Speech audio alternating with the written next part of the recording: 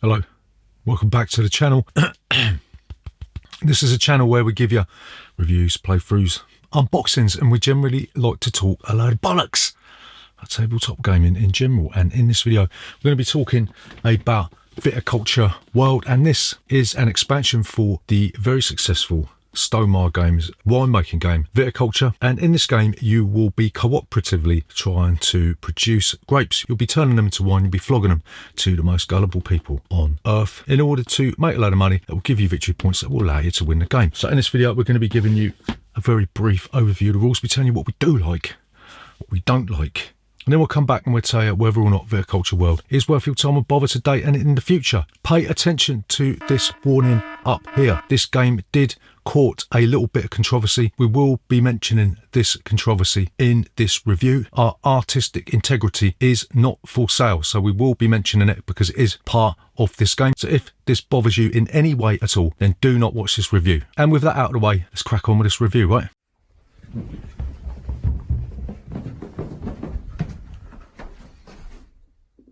Bollocks. So, Viticulture World. How'd you play this game? So we're not going to run through the entire how to play Viticulture, because if you are watching this, the chances are that you've already got Viticulture and you already know how to play it. And we ain't got time, we can't be asked to do that anyway. We will be running through what has been added to this game and what differentiates it from the competitive nature of Viticulture, right? So first thing you can do in setup, you're going to get one of the available event decks. The game does recommend that you start with the introductory Charterstone based event deck, but from then on you can choose one of the continent based, not incontinent based event decks, and the difficulty of these ranges from easy to nigh on impossible, right? One of the differences with the game is that your workers are going to be seasonal workers. You'll get some of the nice little rubber hats. You'll stick 2 yellow hats on the workers and you'll stick 2 blue hats on 2 workers, and this means that the yellow hats can only work in the summer and the blue hats can only work in the winter. There is an option on the board to take the hats off so that they become normal workers, and that means that they can go anywhere they want, anytime they want, because they have freed themselves from your winemaking tyranny. So the next addition is innovation tiles. These come in 2 flavours. You've got the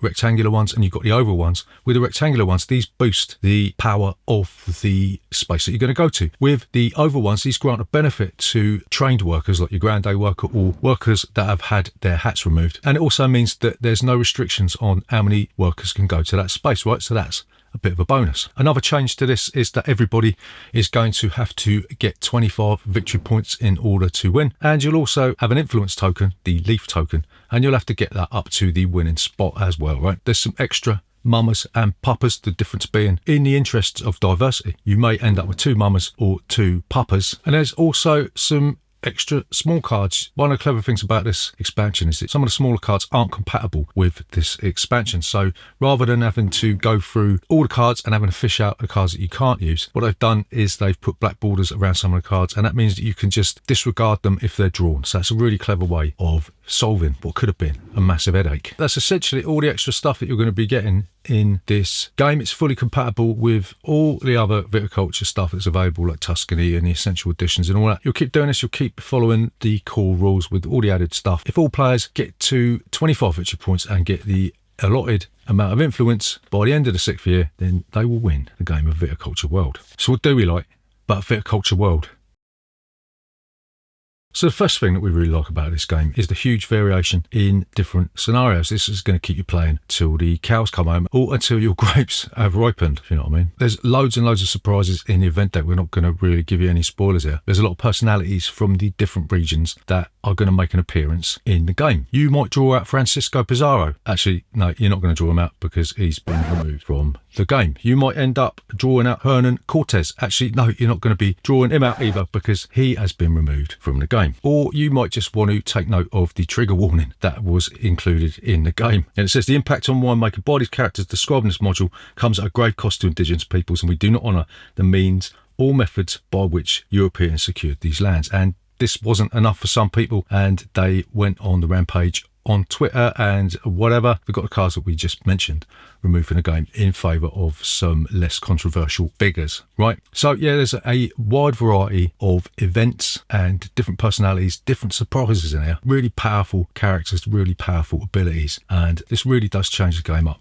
if not make the game a little bit harder than it needs to be, right? So the next thing that we like about Viticulture World is the improvement tiles really do create some excitement when you're putting them out. They're going to significantly boost the productivity of each space, and you never really know when they're going to come out, right? So you might have the pay 2 lira per tile to gain up to 2 innovation tiles. This is insanely powerful because it means that you're going to be able to throw out an extra couple of innovation tiles when you really need them the most. Or you might have draw 2 wine orders. You may immediately fill one of them using wine tokens worth up to 2 less than the order requirement. So if this comes out early, you're going to be able to produce award-winning wine by blagging the system, right? That's absolutely fantastic. Or you might have the oval tile that allows you to age one of your grapes. And like we said earlier, this means that loads of people are going to be able to go there. All these innovation tiles are immensely exciting, immensely powerful, and this is one of the highlights of the game for me. We're really glad that they put these in here. So the next thing we like about this is that the hats that they include in the game are a real novel way of changing up the game. It's a really good way of nerfing the power of having 4 workers. The fact you've got to split them up and it's up to you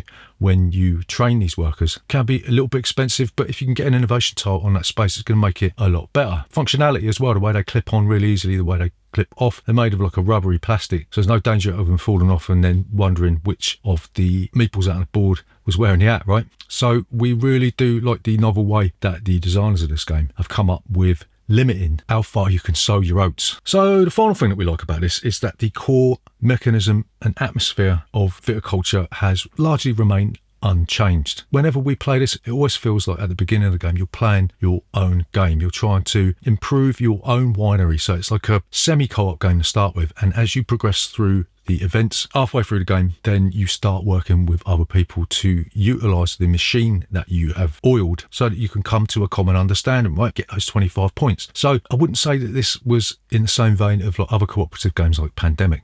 It's a bit of both. It's a semi-co-op game at the beginning and a full cooperative game in the second half. And that's really different. We really do like that. So what don't we like about Viticulture World?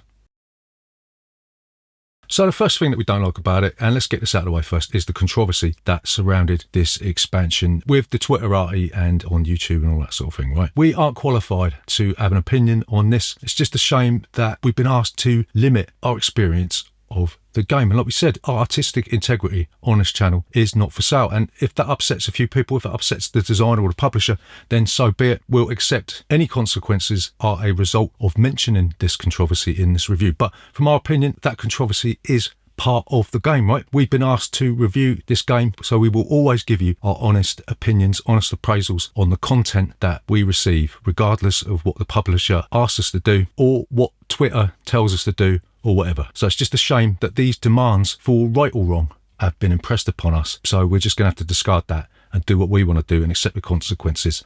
All right. So the second thing that we don't like about this is that some of the events are incredibly difficult. Some of the events don't give you enough leeway to try and beat the game. We're not going to give you any like game-breaking spoilers here because the surprises are quite nice, but some of the bonuses that you're going to get from the events are relatively stingy compared to some of the others. And with all the random card draws and all that sort of thing, there's not really any way to mitigate this. Some of these events are Robinson Crusoe level hard, and that's not really a problem for us. We enjoy punching ourselves in the face. We still love playing Robinson Crusoe, even though we've only beaten the basic level once, but it might put some people off continually climbing up that hill and then rolling back down again. So the next thing that we don't like about Viticulture World is that it's essentially unplayable with 5 to 6 players, and that's not because of the game itself, it's because of the length of time it takes to trawl through all of the actions, and it's going to take you about 3.5 to 4 hours to get through this one, unless you're just making dumb decisions without thinking about it, right? So I would only really play this with 4. If I had a gun to my head, then 5, but 6 players, absolutely no way. I'd rather claw my eyes out with a rusty fishhook. So the final thing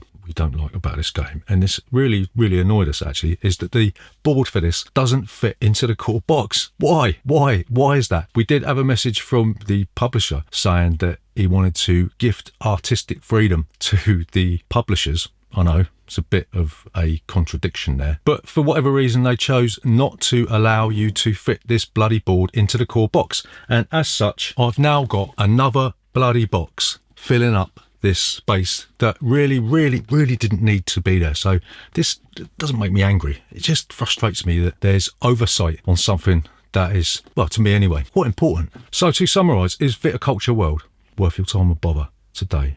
and in the future. So we are going to say, yes, absolutely. Viticulture World is an excellent expansion that offers just enough content to make it an essential purchase. The game is probably a little bit too long for the extended game with 5 or 6 players, and some of the event decks in this are nigh on impossible to complete, so be aware of that going in, right? But in our opinion, the addition of a cooperative, or for me anyway, a semi-cooperative game mode for this is an invaluable addition to what was already a wonderful game, right? So there you go, that's Viticulture World. Remember, if you're new here, then please consider subscribing to this channel. Leave a comment in that section down below, hit the like button, all that stuff. We'll see you next time.